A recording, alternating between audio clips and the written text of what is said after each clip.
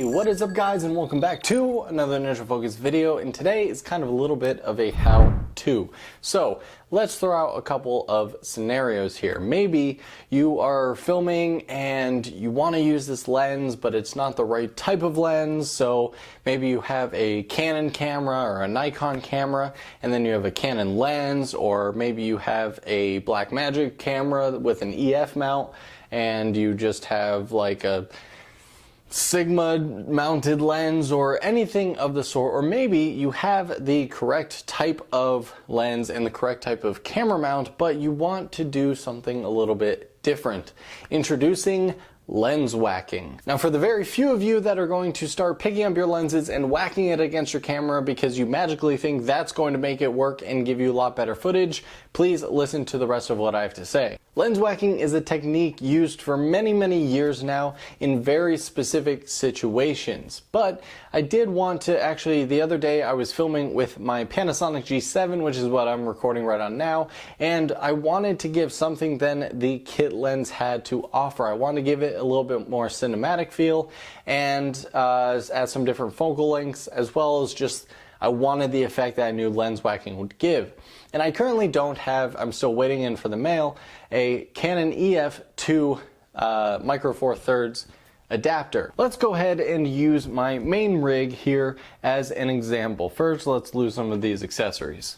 Alright, now obviously my Rokinon 35mm cine lens fits on to my Blackmagic camera. They are both an EF mount capable accessory. First, you want to actually take off the lens completely. Now, I will say this does work best with lenses that have a manual aperture ring. So what you're going to do is set your aperture ring wide open. So for me, this is at T1.5. And then you want to set your focus to infinity, which if you're not sure, basically just look on the ring, look for that little symbol right there. The infinity symbol, yeah. Now once you have those two things set, that's pretty much it. Now some cameras, like my G7, I had to go into my menu and actually turn on the ability to record while no lens is mounted, because of course the camera thinks a lens isn't attached because it's not physically attached to anything. So when I first did this with my G7 and I hit the record button, it was like no can do. So I had to go into the menu and just turn on the ability to record no matter what the camera thought, if there was a lens on it or anything. So you may have to do that, but you may not. All I see right now is complete white. So what I'm going to do is just hold the lens in front of the mount. I'm not actually changing anything on the lens or the camera, but I'm getting this insane flare because there's a light right on top of my G7, and then we have these practicals right there. Ooh, squeaky tripod. And then we have the outdoors, which is light over there. So all these are getting in between the lens and the sensor of the camera and creating this insane flare, which is pretty awesome. But if I hold it perfectly on it, you can see that the flare is pretty much gone.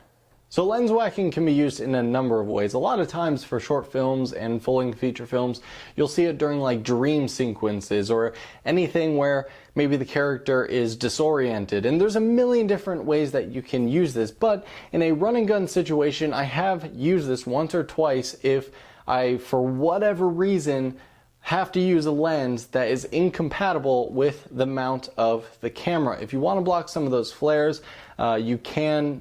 I don't really recommend this, but putting a very light tape or maybe throw a cloth over it so that it blocks the flares from going in between the lens and the sensor. There are a couple ways and variations that you can do this. It's mostly used even if the lens and camera are the same mount.